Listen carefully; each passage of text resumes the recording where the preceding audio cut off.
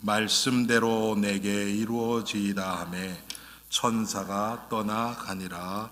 아멘. 네, 여러분 오늘 우리 12월 둘째 주 대강절 둘째 주입니다. 오늘 여러분들과 함께 하나님의 은혜를 입은 마리아. 우리 개신교에서요 참 마리아에 대해서 얘기를 잘 안 해요.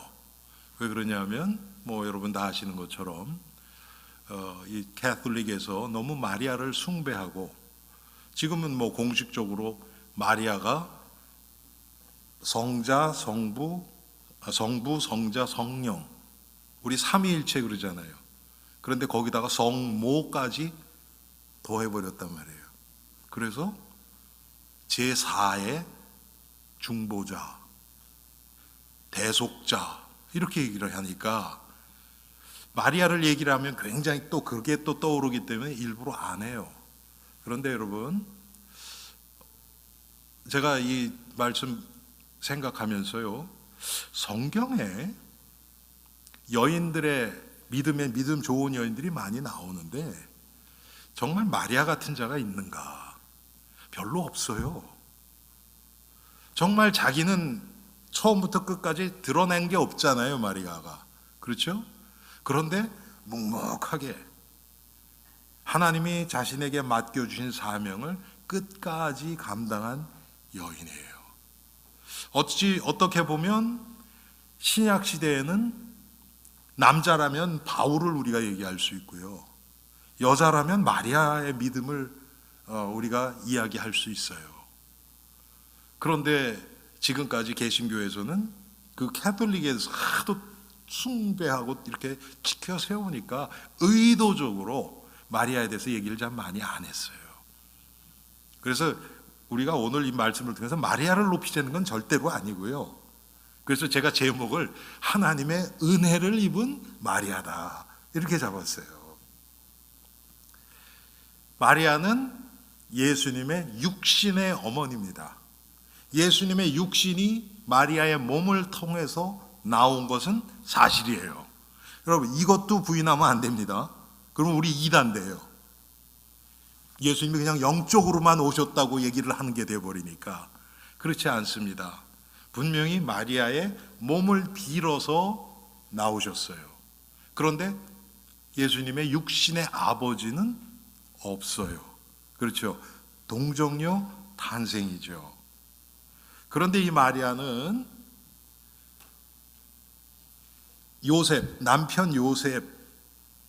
남편이 요셉인데 결혼하기 전에 오늘 본문에 나오는 것처럼 천사가 찾아가서 그 마리아의 몸을 통해서 구세주가 나실 것을 미리 말씀하셨습니다. 우리가 지난주에도 살펴봤죠. 그런데 이 요셉은 유다 지파죠. 여러분 아시죠? 그래서 예수님이 유다 지파잖아요. 그런데 마리아도 유다 지파 가문, 다윗의 가문 출신입니다. 마리아도 똑같이. 이 마리아의 한 여인의 인생을 여러분 생각해 보면요, 정말 참, 아마 여러분 딸이 있다 그러면 분명히 성경에는 마리아가 하나님 앞에 은혜를 입었다 그러고 축복받았다고 얘기를 하는데, 여러분 딸이 이런 인생을 살아간다 그러면 아마 여러분 별로 좋아하지 않으실 거예요. 왜 그러냐면 그냥 평범한 인생이 아니잖아요. 가장 평범한, 정말 내놓을 것 아무것도 없는 평범한 여인인데, 이 여인을 통해서 하나님은 너무나 놀라운 일을 행하셨어요. 하나님의 은혜로. 그래서 하나님의 구원의 역사의 아주 큰 부분을 차지한 그런 분이에요. 그럼에도 불구하고 마리아의 한 여인의 인생을 보면 별로 이렇게 여러분들이 육신적으로 매력을 느낄 만한 그런 것은 없어요. 아무도 체험하지 못했던 동정녀 잉태. 여러분, 이거는 죽을 일이에요. 이때 당시에 여인의 그 신분이요, 남자들에 비해서는 아무것도 아니었어요. 쉽게 얘기하면. 뭐 과거에 많은 민족들이 그랬지만 유대 족속도 마찬가지입니다. 그래서 여러분 유대인들이 중요하게 생각하는 그 경전이 탈무드라는 게 있어요. 여러분 들어보셨죠? 탈무드. 그렇죠? 탈무드에 뭐라고 얘기하냐면, 이 탈무드를 여인에게 가르치는 것보다는 차라리 갖다 버리는 게 낫다. 그럴 정도로. 우리 여인분들 얼굴이 갑자기 좀 심각해지시는데, 유대인들이 그랬던 얘기예요. 제 생각이 그런 게 아닙니다, 여러분. 그 정도로 아무런 사회적인 지위가 보장이 안 됐던 분들이 여성들이었어요. 그래서 그런데 이런 여인이 아직 결혼도 안 했는데 아기를 가졌다? 큰일 날 일이죠. 그러면 뭐 당장 돌 맞아 죽죠. 사회적인, 지금 우리 표현으로 하면 뉴스에 헤드라인으로 나고 막 사람들이 그것 때문에 막 여기저기서 막 그 라이엇, 그 뭐라 그러니까 이게 일어나고 막 그럴 지금 상황이란 말이에요. 마리아가 그걸 알았어요. 말이 안 되는 거잖아요. 그런데 그걸 받아들여요. 이게 어떻게 가능합니까? 저는 그건 하나님의 은혜 아니면 못 받아들인다고 생각해요. 물론 여러분 보세요. 아브라함이 이삭을 바치는 것, 그거 이상이에요. 차라리 여러분 만약에 아브라함이 진짜로 이삭을 죽여서 번제로 하고서 혼자 내려왔다 그랬을 때는 아마 사라는 뒤집어질 거예요. 그렇죠? 당연히 그렇겠죠. 그런데 여러분 다른 사람에게 손가락질 받지 않습니다. 왜? 하나님께 바쳤다 그러니까. 여러분 구약에 보면 그런 예가 있잖아요. 그렇죠? 그 사사 누구죠? 자기 딸 바친 사람. 예, 입다라는 자가 자기 딸을 번제로 바쳐요. 왜? 하나님께 서원했기 때문에. 근데 그것도 사실은 지금 우리 상식으로 말도 안 되는 거죠. 그렇죠? 그런데 이 마리아의 케이스는 더해요. 말도 안 되는 거예요. 그리고 가난한 목수에게 시집을 갔어요. 그래서 지금 자녀를, 육신의 자녀 요셉과 상관없는 예수님을 맨 먼저 낳고요. 그 다음에 아들 넷이 있습니다. 성경에 보면 또. 그렇죠? 첫째가, 그러니까 예수님이 첫째고 사실은 둘째가 야고보예요. 그렇죠? 그리고 셋째가 아버지 이름을 따서 요셉. 그리고 넷째가 유다. 그리고 막내가 시몬. 그리고 딸들이 여럿이 있었어요. 몇 명인지 안 나와요. 그냥 딸들 이렇게 얘기를 해요. 그러니까 적어도 자녀를 7 이상을 낳은 거예요. 그런데 이 여인의 인생을 또 보면 뭐 여러분 성경에 기록은 안 돼 있습니다. 그런데 많은 학자들이 얘기하고 성경에서도 증거를 찾을 수 있는 게 뭐냐면, 예수님의 공생에 나올 때만, 예수님이 30살에 공생에 나오셨잖아요. 그런데 그때 벌써 요셉은 없어요. 아버지는 없어요. 우리가 쉽게 추측해 볼 수 있는 것은 요셉이 아이들 다 자라는 걸 보지 못하고 죽었다고 밖에 볼 수 없어요. 그래서 예수님이 이 가정의 경제를 담당할 수밖에 없었던 거예요. 목수로서. 자녀 적어도 7을 여인의 혼자 몸으로. 얼마나 고생했겠습니까, 여러분? 지금처럼 뭐 여성들에게 이렇게 잡들이 많이 일할 때가 많은 그런 때가 아니에요. 여인들과 고아들은 여러분 돌볼 사람이 없으면 생계를 유지하기 힘든 시대였단 말이에요, 이때가. 인간적으로 보면 얼마나 이 비참한 겁니까, 여러분? 우리 주위에 가끔 보면 아이들 뭐 2-3 정도 있는데 갑자기 남편이 죽었다. 그래도 우리가 굉장히 안타까워하잖아요, 여러분. 그런데 시대도 지금하고는 상대도 안 되고 비교할 수 없고, 자녀가 7이에요. 7 이상이죠. 그런데 여자 혼자 몸으로 야, 참 남편 죽었을 때 이 마리아의 마음이 어땠을까요, 여러분? 우리 보통 성경 읽을 때 이런 생각은 잘 안 하잖아요, 그렇죠? 그리고 성경에서 나오는 마리아의 조금 배경을 보면 세례 요한의 어머니 엘리사벳하고 먼 친척간이었어요. 사촌인지 육촌인지 그건 잘 몰라요. 그런데 친척간이었어요. 엘리사벳이 나이가 훨씬 많았고요. 그리고 엘리사벳이 임신하고 6개월 정도 됐을 때 마리아가 임신해요. 그래서 엘리사벳을 찾아갑니다. 먼 친척이 되고요. 또 우리가 이 복음서에 보면 많이 나오는 또 이름이 있죠. 세베대라는 사람이 누구냐면 예수님의 제자 야고보와 요한의 아버지입니다. 여러분 이름이 막 나오니까 막 헷갈리기 시작하시죠? 요한과 야고보 예수님의 제자예요. 그 아버지가 세베대고요. 그 어머니가 살로메라는 여자예요. 살로메. 그런데 그 살로메와 마리아가 자매예요. 그러니까 예수님과 요한 야고보와의 관계는 뭐예요? 이종사촌 간의 관계라는 걸 알 수 있죠. 그래서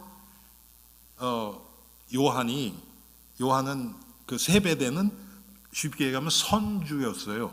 선주. 배를 여러 척 가지고 있는 거예요. 거기에 야고보와 안드레가 쉽게 얘기하면 하이어가 돼서 고용이 돼서 그 배에서 일해주는 어부예요. 베드로와 안드레는 자기 배가 있었던 사람들이 아닙니다. 그래서 이 세베대는 약간 재력도 있었어요. 그래서 여러분 예수님이 십자가 달리실 때 보면 다른 제자들은 다 도망가는데 요한은 안 도망가요. 여러분 벌써 부활절 한참 지나서 다 잊어버리셨어요? 요한은 안 도망가요. 그래서 예수님이 십자가에서 뭐라고 그러냐면 요한에게 어머니를 부탁하잖아요. 그렇죠? 요한아 네 어머니다. 그렇죠? 요한이 거기 있었단 말이에요. 요한만.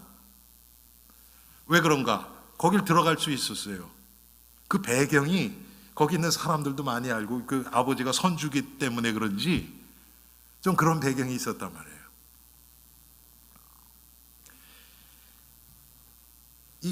정말 갈릴리 지역에 가장 평범하고 뭔가 자랑할 거리가 없던 이 여인 마리아에게 어마어마한 일이 벌어진 겁니다. 오늘 성경 표현대로라면 하나님의 은총이 임했어요. 온 인류를 구원하실 메시아, 유대 백성들이 수천 년 동안을 그렇게 기다렸던 그 메시아 탄생을 위해서 하나님의 특별한 부르심을 받은 자예요. 여러분, 분명히 마리아는 천국에서 누구보다도 큰 상급을 받았다고 저는 확신해요. 그런데 이 땅에서의 삶은 육신적으로만 보면요, 너무 고난이 많았어요. 여러분, 이 세상에서도 마찬가지입니다. 제가 오래전에 이렇게 글을 읽은 적이 있는데, 뭐 여기 계신 분들은 글쎄 아마 다 아실걸요? 강제구 소령, 여러분 누군지 아시죠? 예? 강제구 소령, 그렇죠? 누굽니까?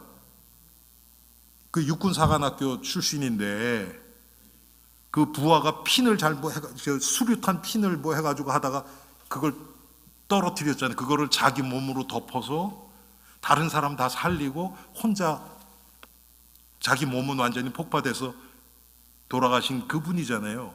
뭐 저는 안 가봤지만 한국의 육군사관학교 가면 그 사람 그 동상이 있다 그래요.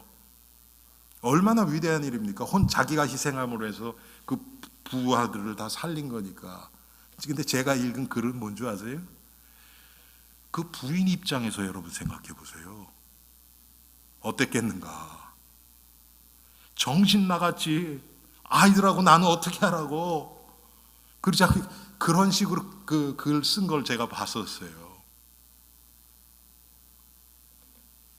우리가 그 강제구소령 그러면 뭔가 이렇게 뿌듯하고, 야, 정말 그 자기를 희생해서 많은 사람을 살리고 막 그런데, 진짜 그 일이 나에게 일어난다면 여러분 어떻겠어요? 예? 나에게 일어난다면, 그럼 좀 끔찍해. 우리 자녀에게 일어난다면 여러분, 야, 그러지 마라. 왜 꼭 너 해야 되느냐? 어떻게든지 뜯어 말리려 그러지 않겠어요? 영어 표현에 여러분, 한국말은 요즘은 한국에서 가끔 쓰더라고요. 님비라는 게 있어요. 님비. not in my backyard. 좋은 일을 하는 거예요. 그런데 우리 뒷뜰에는 안 돼. 그런 뜻이에요. 딴 데 하는데 우리 뒷뜰에는 안 돼. 여러분, 분명히 마리아가 하나님의 은혜를 입고 보통 사람들이 체험할 수 없는 너무나 큰 은혜를 받은 여인이 맞아요. 그런데 우리의 육신적인 머리로 계산하면요, 절대 나는 그렇게 되고 싶지 않아요. 그런데 마리아는 거기에 오늘 본문에도 그렇고 성경 전체의 흐름을 보면 아무 얘기하지 않고 그대로 오늘 38절 말씀처럼 마리아가 이르되 주의 여종이오니 말씀대로 내게 이루어지이다 하며 천사가 떠나가니라. 이게 마리아예요. 계산이 빠르고 상황 판단이 팍 빠르고 그런 사람들은 이런 하나님의 은총을 받을 수가 없어요. 왜? 내 계산으로 다 걸러내요. 아, 이거는 이래서 안 됐고, 요건 요래서 안 됐고, 아, 요건 요 정도만 해야지. 하나님 말씀대로 하면 우리 못 살아. 계산이 너무 빨라요. 뭐 이 시대는 저를 포함해서 대부분의 성도들이 그렇게 살아요. 그런 우리들에게 오늘 마리아의 믿음은 아주 귀한 그런 이 방향을 제시할 겁니다.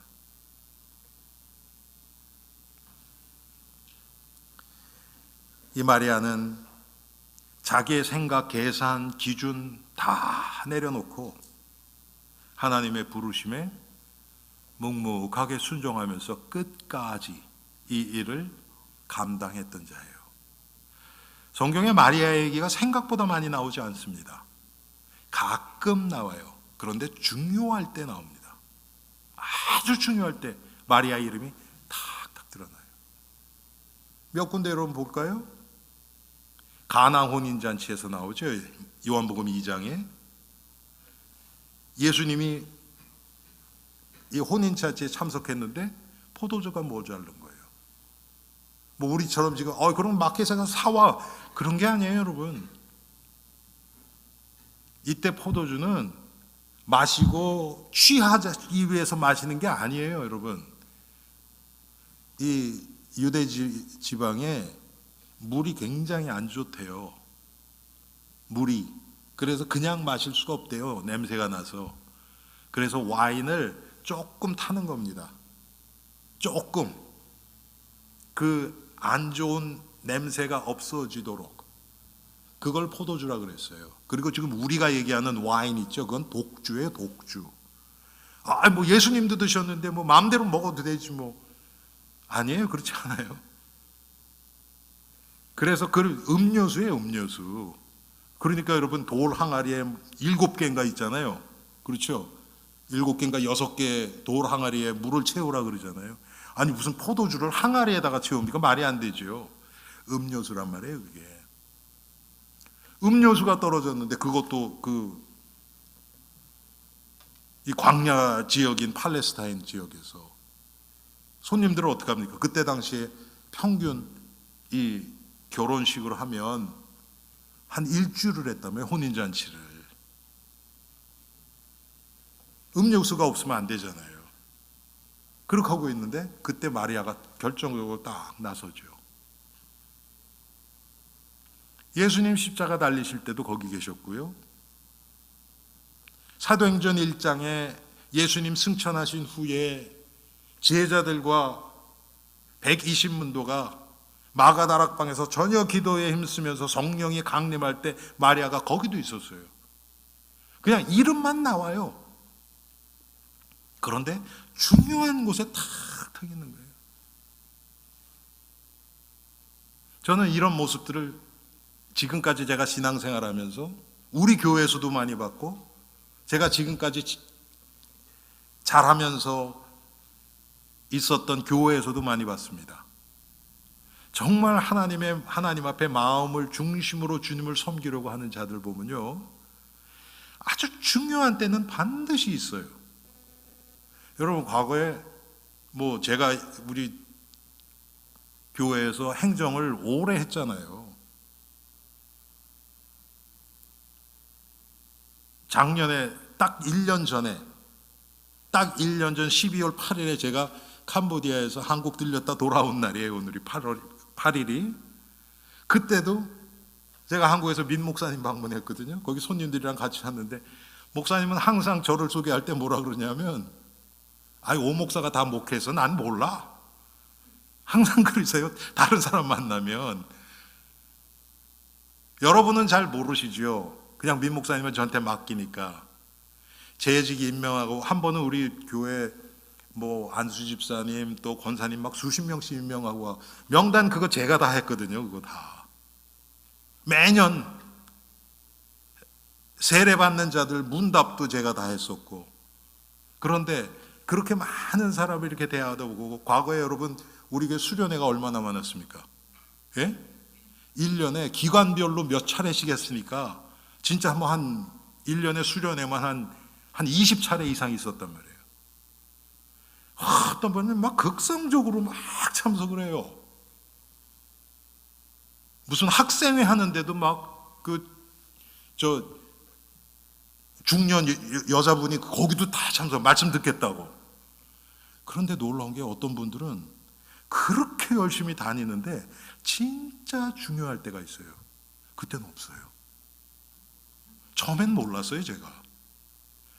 여러분, 저도 이곳저곳 다니면서 말씀을 전하지만 성령이 특별히 강하게 역사하시는 때가 있어요. 그런 날이 있어요. 제가 지금도 기억하는 게, 오래전에 민 목사님이 설교를 하시고 저는 그 시간에 학생들하고 밑에 가서 이제 성경 공부를 한단 말이에요. 그때는 카셋으로 할 때 그래서 뒤에서 제가 나가면서 그 설교 시작할 때 그걸 맞춰서 탁 눌러놓고, 그러면 이게 오로 리버스로 탁 돼서 끝나면 바로 돌아가요. 그때는 우리가 설교를 너무 중요하게 생각할 때라. 여러분, 옛날 카세트 생각나세요? 카세트 처음 시작할 때 보면요, 이렇게 투명하게 이렇게 한참, 그게 한 10초 정도 있어요. 그럼 그거 왕복이 되면 어떻게 됩니까? 20초를 놓치는 거잖아요. 그런데 봤더니 카세트가 카세트 녹음하는 게 새로 나왔는데, 클리어한 게 딱 들어가면 탁 바뀌는 거예요. 사이드 B로. 그래서 우리 교회에서 샀잖아요, 그거를. 그래서 그걸로 딱 해서 하는 거예요. 근데 이제 왔다 갔다 해서 60분짜리로 원본을 항상 했단 말이에요. 근데 밑에서 저는 학생들하고 다 끝났어요. 안 내려와요, 어른들이. 한참 지났는데도 안 내려와요. 그날 민 목사님 삼손에 대해서 설교를 하셨어요. 설교만 1시간 반 정도를 하셨어요. 설교만. 주일 설교를. 그때 내려오셨거든요. 근데 우리 이정옥 권사님이 막 뛰어내려오신 거예요. 그래서 얼굴이 상기가 돼서. 근데 제가 전도사님 오늘 거 녹음 됐죠? 야, 1시간 됐죠? 그런 날이 있어요. 그런데 정말 중요한 분은 그런 때는 안 빠져요. 다른 거는 조금 빠질 수 있어요. 그런데 진짜 중요한 날은 안 빠져요. 어떤 분들은 여기저기 여기 다 다니는데 중요한 모임은 없어요. 왜 그럴까요? 저는 몰라요. 하나님만이 우리의 마음을 아시니까. 그런데 거기에 이유가 있을 거예요. 여러분, 마리아가 성경에 많이 등장하지 않습니다. 사도 바울에 비하면, 베드로에 비하면 훨씬 적게 나타나요. 그리고 별로 이야기도 없어요.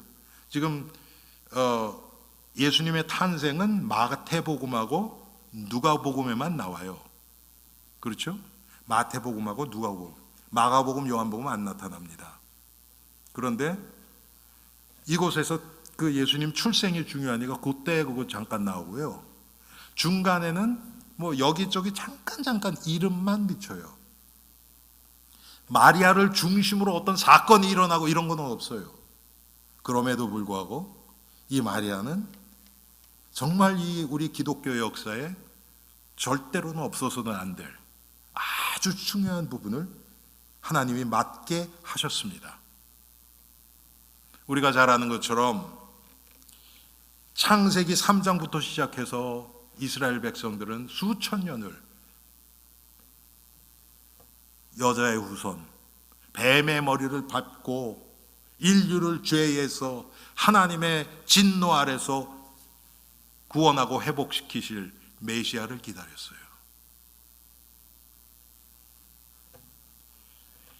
여자의 후손이 예수 그리스도가 이 세상에 육신을 입고 오심으로 인해서 성취됐습니다. 그런데 예수님이 여자의 후손으로 오시기 위해서는 반드시 한 여인의 몸을 빌어야 돼요. 누군가는 남자에게서 태어날 수는 없잖아요, 여러분. 여자의 몸을 통해서 태어난 거예요. 그런데 그게 마리아예요. 하나님이 그렇게 하신 거예요.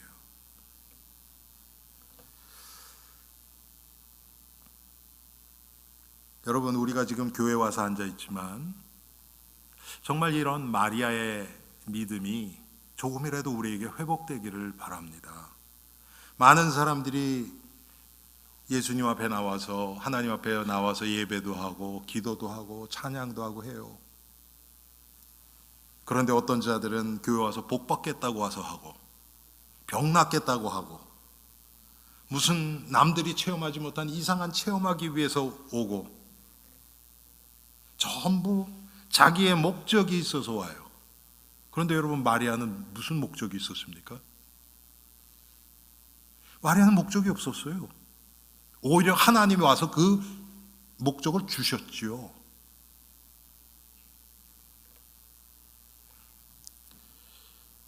그래서 마리아와 같이 정말 이 순전한 믿음을 가진 자는 정말 찾기가 힘든 것 같습니다. 오늘 말씀처럼 주의 여종이오니 말씀대로 내게 이루어지이다. 여러분, 여기에 마리아의 기준, 마리아의 어떤 바램 이런 게 어디 있습니까? 아무것도 없어요. 그냥 하나님 뜻대로 이루어지게 해달라는 것이죠.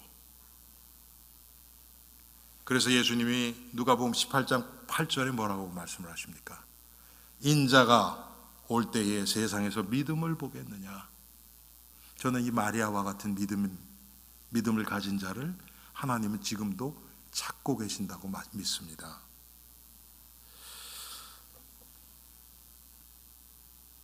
하나님이 마리아를 사용하셨는데 마리아의 몸을 사용하셨어요. 그런데 동시에 마리아의 믿음을 사용하셨어요. 이 믿음을 주신 분은 하나님이시고요. 그래서 우리가 하나님의 은혜를 입은 마리아라는 그런 개념 속에서 여러분들이 마리아의 일생을 보셔야 될 것입니다.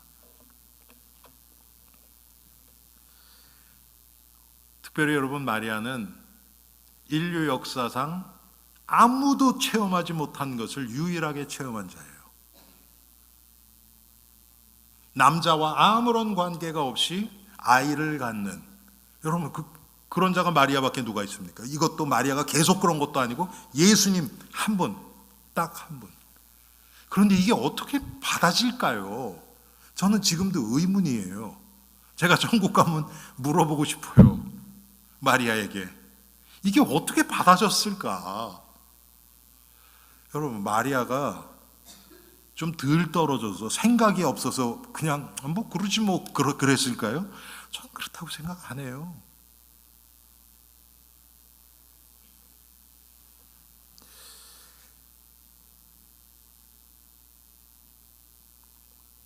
여자의 후손 메시아를 잉태한 그것 때문에 이때부터 마리아의 고난은 시작됩니다.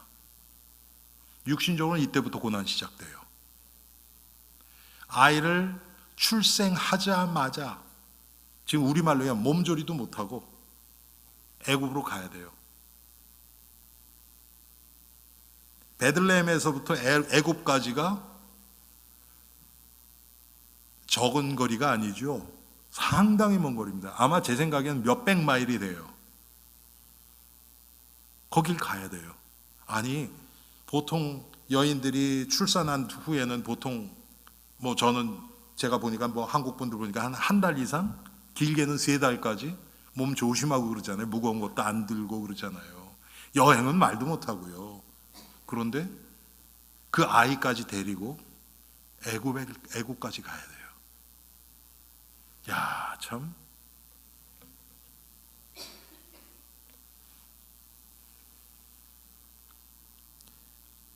그것도 여러분 출산하기 전에 예수님이 어떻게 태어나십니까? 만삭의 몸으로 호적 정리하기 위해서 다시 돌아오잖아요. 그렇죠? 만삭의 몸으로. 아니, 하나님도 조금 너무 무심하지 않아요? 좀 이렇게 적당하게 좀 시간을 좀 맞출 수 있잖아요. 그렇죠? 만삭을 좀 피해서. 그런데 어떻게 보면 좀 안 좋은 건 다 걸려요. 마리아는. 우리가 일하면 내 인생을 왜 이럴까? 우리 그랬지 않겠어요, 여러분? 모든 게 다 최악의 수준이에요. 최악의 수준.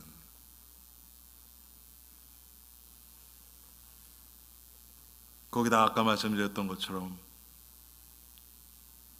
젊었을 때 남편을 잃고 자식을 7 이상을 키워야 됐어요.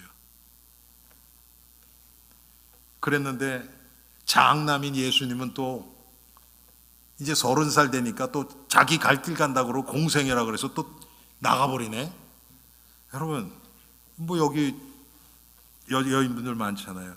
엄마들은 아들을 의지를 많이 하더라고요. 특별히 장남. 저희 어머니도 그래요. 어제도 전화 왔거든요. 여러분, 그런데 그 장남이 또 나가버리는 거예요. 하나님의 뜻이 있는, 마리아는 희미하게 알았어요. 예수님 어렸을 때부터, 출생하기 전부터, 임신하기 전부터 천사가 알려줬고. 그렇지만 여러분, 마리아도 우리랑 똑같은 죄성을 가지고 똑같은 감정을 가진 여인이었는데, 얼마나 그 장남, 가장 의지했던, 남편도 없이 의지했던 장남이 떠나니까 얼마나 괴로웠겠어요. 쓸쓸하고 좀 불안하기도 하고.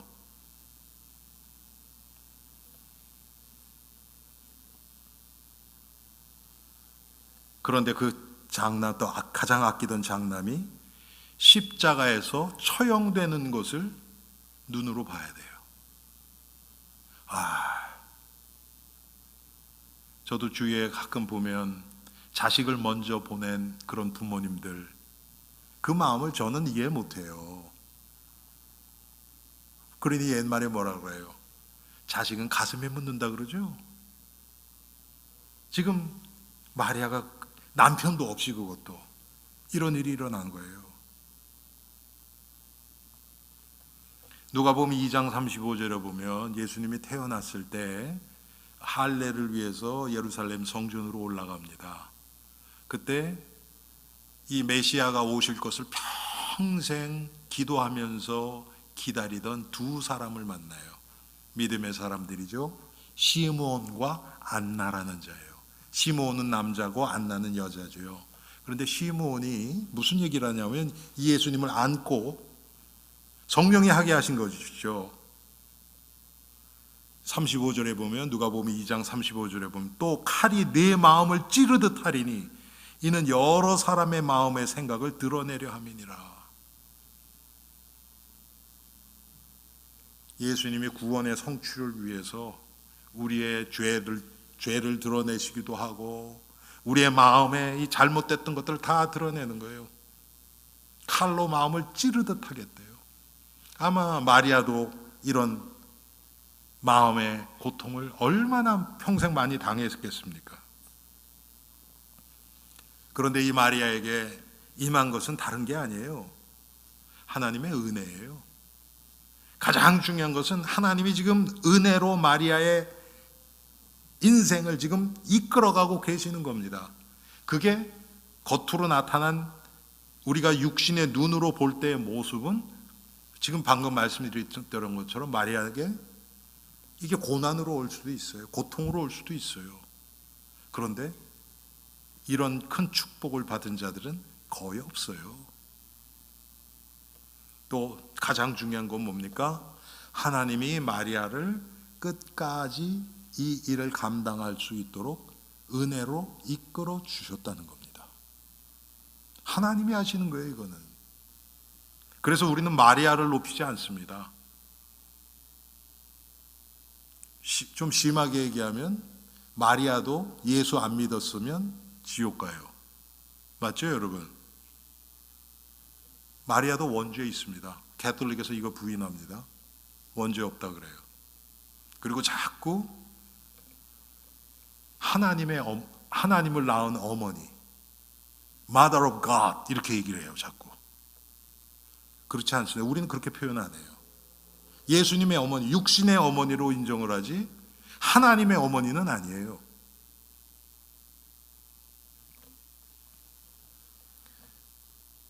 마리아가 하나님의 말씀에 순종해서 생명 걸고 죽음을 각오하고 이 일을 감당한 겁니다. 물론 이건 하나님이 그렇게 하셨죠. 이 일이 다른 사람에게는 드러나지 않았어요. 결혼 전에 임신했다는 것은 지금 성경에만 나타난 것이지 그때 주위에 있는 사람들이 알았으면 그거 가만히 안 있었을 거예요.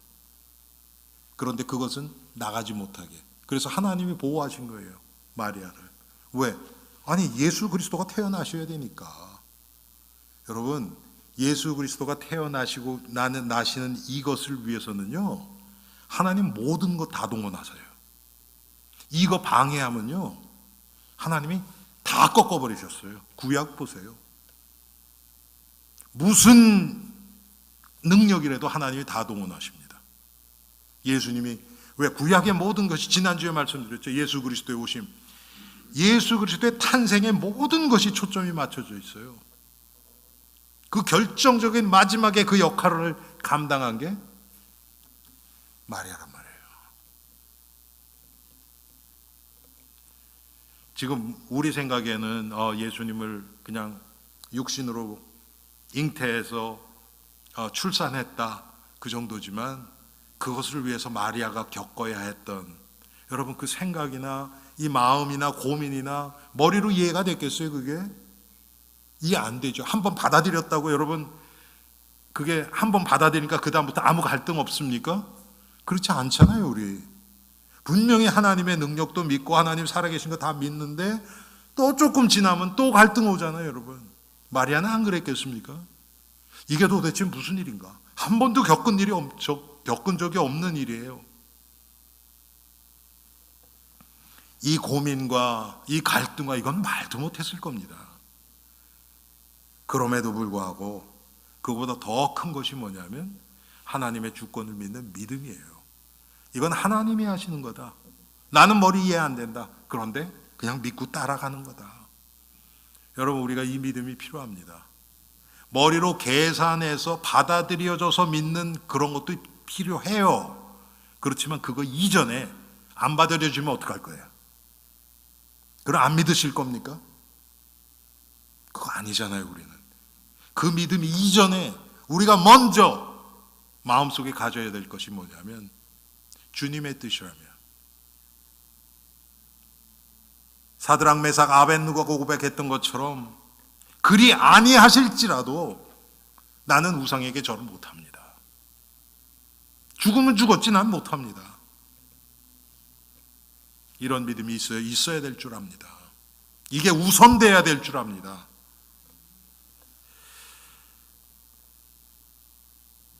마리아가 처음에 오늘 본문에 천사가 와서 이런 말을 했을 때, 이 예언을 했을 때, 이것을 받아들였을 때 앞으로의 마리아의 삶이 어떻게 전개될 것이라는 것을 마리아는 잘 몰랐을 겁니다.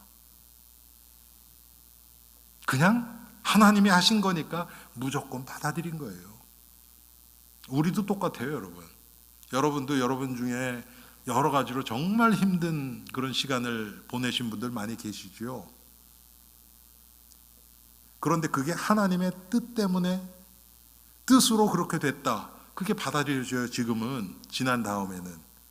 그런데 그 고난이 시작할 때, 앞으로 이러이러한 고난이 있을 거라는 걸 알면, 여러분 중에서 예수님 안 믿으려고 했던 분도 많을 거예요. 우리는 모릅니다. 하나님이 인도하시는 대로 그냥 이끌려 가는 것 뿐이에요. 아, 목사님, 그건 너무 무책임한 거 아닙니까? 자기 스스로의 인생에. 여러분, 그럼 제가 물어볼게요. 여러분 인생에 진짜 중요한 것들은요, 여러분 계획대로 됐습니까? 그렇지 않잖아요.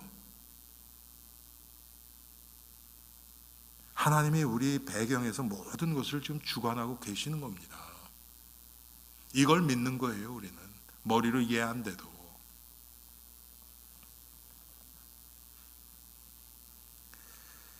그런데 마리아는 그대로 오늘 38절 말씀처럼 주의 여종이오니 말씀대로 내게 이루어지이다. 이 믿음이 있었어요. 이게 은혜입니다.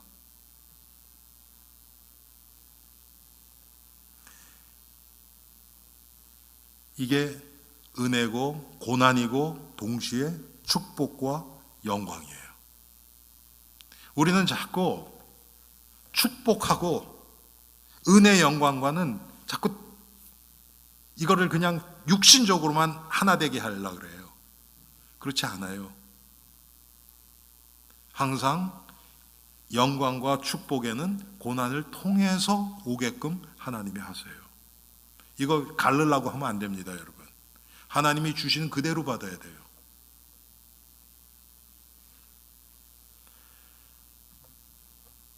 마리아는 아들이 넷이 있었어요. 예수님 말고. 그런데 그 아들 중에 여러분 야고보, 그 예수님 바로 밑에 동생이죠. 야고보는 야고보서를 기록한 초대교회 장로였어요. 예루살렘 교회의 목사는 이 담임 목사라 그러면 얘기하면 베드로가 기독교 수장이었고요. 평신도 중에 최고 지도자는 야고보였어요. 그리고 넷째 아들이죠. 유다는 유다서를 기록한 저자예요. 그러니까 예수님 동생 4명 중에서 2사람이 성경의 저자들이 된 거예요. 여러분, 이 동생들이, 제가 언제 오래전에 예수님의 동생 야고보 그런 제목으로 설교한 적이 있어요. 아주 오래된. 왜 그러냐면 그 생각이 드는 거예요. 야고보 입장에서 봤을 때 예수님은 어땠을까? 죄가 없는 형이에요. 형한테, 여러분, 야고보가 예수 형한테 한 번이라도 두들겨 맞은 적이 있을까요? 예? 예수님인데? 그런 거 없죠. 형이 한 번이라도 동생 것 뺏고 이용해 먹고 그런 적이 있었을까요? 없지요. 없어요. 그런데도 섭섭했을 거예요. 왜 그렇습니까? 마리아가 예수님과 다른 동생들과 똑같이 대할 수가 없어요. 아, 예수님은 메시아예요, 여러분. 거기다가 아무런 허물이 없어요. 예수님은 허물이 없으시잖아요. 동생이랑 비교하기 싫어도 비교가 됐을까요, 안 됐을까요? 당연히 됐죠. 아버지도 없어서 먹을 것도 없고 그런데 동생들은 어떻게든지 서로 먹겠다 그러는데 예수님은 안 그러셨을 거 아닙니까? 그러니까 그런 거에 대해서는 할 말이 없는데 그것 때문에 오는 스트레스는 말도 못했을 거예요. 여러분들 자녀들 중에서 그런 게 있잖아요. 큰 놈이 너무 뭐 잘하고 공부도 잘하고 그러면 둘째 놈이 그렇게 안 좋은 나쁜 것도 아닌데 스스로 쪼그라들어요. 여러분 그렇지 않습니까? 야고보는 어떻겠어요? 거기다가 또 형이 가족 경제를 맞춰서 다 이렇게 하다가 어느 날 갑자기 뚝 떠나버리는 거예요. 공생에 나간다고. 그게 누구에게 갔겠습니까? 그 다음 동생이 야고보에게 왔을 거 아니에요. 형을 얼마나 원망했겠습니까? 우리가 육신적으로 보는 것과 가족들의 입장에서, 그런데 그 야고보가, 그래서 여러분 예수님이 공생에 막 제자들과 다니실 때 귀신 들렸다 미쳤다 그래서 친척들하고 형제들이 잡으러도 와요. 잡으러도 와요. 한 번은 예수님의 어머니 마리아가 예수님을 찾아오죠. 그런데 예수님이 문전박대해요. 어머니를. 누가 내 어머니고 누가 내 형제냐. 하나님의 뜻대로 따르는 너희들이 내 형제고 내 어머니다. 만나주지도 않아요. 이야, 참. 그러면 형제나 어머니가 아유, 쟤는 그냥 없는 걸로 하자 이럴 수도 있잖아요. 우리 같으면 여러분. 그런데 그 형제 야고보, 가장 상처가 클 수 있는 그 야고보가 성경을 기록하는 저자가 됐어요. 여러분 이런 것들이 예수님이 진리라는 증거들이에요. 그건 속일 수가 없습니다. 유다도 마찬가지요. 그런데 여러분 이것을 위해서 마리아가 또 얼마나 그걸 위해서 기도하고 마음을 썼겠습니까?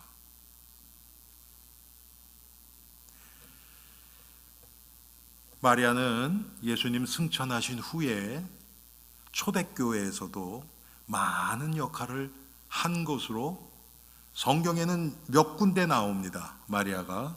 그런데 이때 당시의 문헌들을 보면요, 마리아가 초대교회에 아주 큰 역할을 했어요.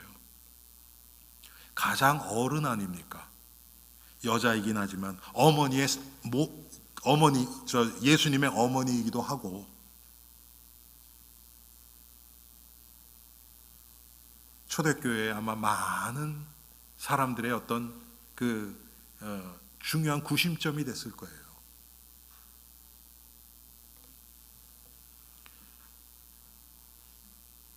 그런데 우리가 결론적으로 잊지 말아야 될 것은 뭐냐면, 이런 마리아를 인도하신 분이, 이렇게 인도하신 분이 하나님이라는 거예요. 하나님의 은혜가 마리아를 이렇게 만든 겁니다. 마리아가 열심히 해서, 마리아가 착해서, 성실해서 그런 거 아니에요. 하나님의 은혜로 이끌어 주신 거예요. 여러분 이게 어떻게 믿어지겠어요? 아무도 이해할 수 없는 그런 사실을 받아들일 수 있었잖아요. 그게 하나님의 은혜예요. 여러분 우리는 못합니다. 그런데 하나님은 하세요. 그래서 우리가 다른 사람을 말로 자꾸 바꾸려고 하는 것이 얼마나 어리석은 행동인지가 깨달아져야 돼요. 그 시간에 진짜 우리가 하나님을 믿는다면 기도하죠. 그것이 지금 내가 이 사람에게 해주고 싶은 그 말이 정말 맞는 얘기 할지라도 말하는 것보다는 기도하는 것이 훨씬 빠른 거예요. 근데 우리는 그렇게 생각 안 들죠. 입이 근질근질거려서 가만히 못 있잖아요. 한마디 해줘야 되잖아요. 그거 요건 요런 거야. 여러분 그렇다고 그 사람 마음 바뀝니까? 다른 사람이 여러분의 잘못된 거 지적하면 여러분 그래요? 그러면서 내가 잘못했네요. 그리고 마음이 바뀝니까? 아니잖아요, 여러분. 그런데 하나님 믿고 기도하면 하나님의 마음을 바꿔주시는 겁니다. 안 믿어질 수밖에 없는 것도 믿어지게 하시는 분이 하나님이십니다. 그게 마리아에게 일어났고요.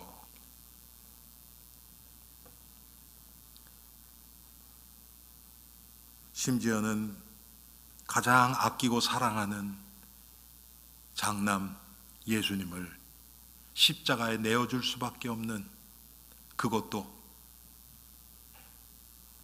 마리아는 감당했어요. 구체적으로는 몰랐을 거예요. 예수님의 죽음이 어떤 결과를 가져온다는 것을 지금 우리가 성경을 통해서 확인하는 것처럼 구체적으로는 잘 몰랐을 거예요. 그런데 분명한 것은 이게 하나님의 뜻이다.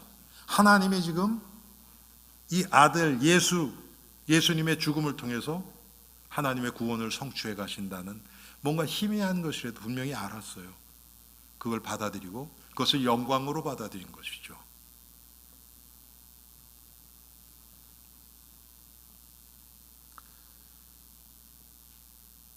마리아 입장에서 보면요,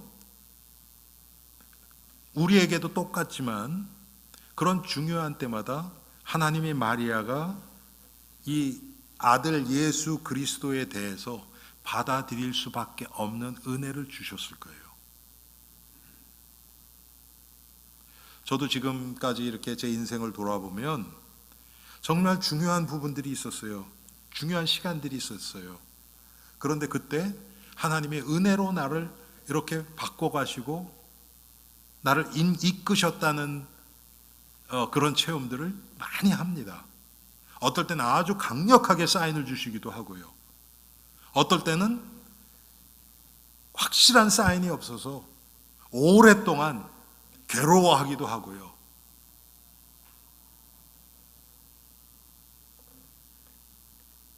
어떨 때는 진짜 날마다 그 일을 위해서 기도를 하는데요, 하나님의 응답을 안 하세요.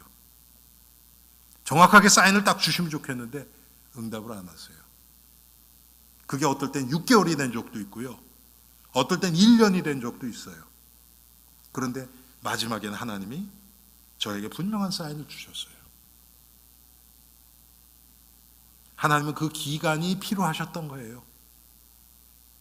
우리 생각에 그냥 예스와 노, 지금 당장 주시오, 그러면 좋겠는데 하나님은 그렇게 안 하세요.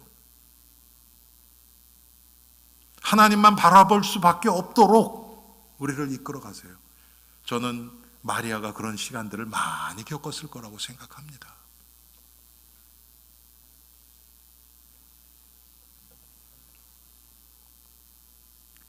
그리고 47절, 48절에 보면 마리아는 스스로가 하나님의 은혜를 입은 자라는 것을 알았어요. 46절부터 보면 마리아가 하나님을 찬양하는 노래가 나와요. 거기 47절부터 보면 내 마음이 하나님 내 구주를 기뻐하였음은 그의 여종의 비천함을 돌보셨음이라. 보라 이제후로는 만세에 나를 복이 있다 일컬으리로다. 이 마리아가 고백한 거예요. 자기가 얼마나 나는 아무것도 아닌데 하나님이 나를 이런 정말 복된 자리에 앉혀주셨구나, 그거에 대한 감사하는 마음, 이게 하나님의 은혜라는 마음, 이 확신이 있었어요, 마리아에게요. 제가 항상 말씀드리지만 우리가 하나님의 은혜 아래에 있으면요, 모든 것이 하나님의 뜻대로 되어진 것에 대해서 감사하게 됐어요. 그런데 우리가 은혜가 딱 사라지면 자꾸 그거에 대해서 원망이 나고 불평이 나고, 왜 나만 이래야 되고 왜 이렇고, 자꾸 다른 사람을 원망하게 돼요. 여러분, 마리아가 우리보다 여러분 도덕 윤리적으로 나쁘고 그런 게 없잖아요. 그런데도 왜 이렇게 고난의 연속입니까? 그런데도 하나님은 이런 마리아에게 이런 믿음을 주셔서 그걸 감당하게 하신 거예요. 그래서 여러분, 다시 한번 말씀드립니다. 모든 것이 하나님의 은혜다, 감사하다, 이 마음이 여러분 마음속에 충만해지기를 주님의 이름으로 축원합니다. 그래야 우리가 살아요. 그게 안 보이면 이제 괴로움의 연속이에요. 다 불평거리, 원망거리로 다 바뀌어버립니다. 그러면 내 삶이 지옥이 되는 거죠. 마리아는 이것을 날마다 하나님 주시는 은혜로, 이것이 축복이고 하나님의 은혜로 확인하면서 살아간 결과로 이렇게 된 것입니다. 그러면서 마리아는 끝까지 교만하지 않고 겸손하게 자기에게 맡겨주신 하나님의 사명을 묵묵하게 감당해 나갔어요. 그 말씀에 순종했어요. 예수님 승천 후에도 여러분, 예수님의 제자들과 120문도가 기도할 때 거기서 전혀 기도에 힘쓰는 거기에 마리아가 있었어요. 마리아는 분명히 기도의 여인이었을 겁니다. 성경에 마리아가 이렇게 기도하고 이런 모습이 별로 안 나와요. 그런데 분명히 기도하지 않으면 이렇게 될 수 없는 것을 우리가 너무 잘 알기 때문에 아마 마리아는 분명히 항상 하나님 앞에 기도하면서 하나님의 인도받는, 그러면서 순종해 나가는 그런 여인이었음이 분명합니다. 그래서 여러분, 마리아를 높일 건 없지만 기독교 역사에서 가장 위대한 여인 중에 한 사람임이 분명합니다. 우리 교회도 여자분이 더 많아요. 지금 여기서도. 우리가 정말 마리아를 통해서 배워야 될 건 배워야지요. 네. 다시 한번 말씀드리다 38절, 마리아가 이르되 주의 여종이오니 말씀대로 내게 이루어지이다. 이 믿음이 저와 여러분에게도 그대로 임하기를 주님의 이름으로 축원합니다. 우리 이런 믿음, 마리아로부터 이런 믿음을 배우고 우리에게도 이런 믿음이 생길 수 있도록 우리 이 시간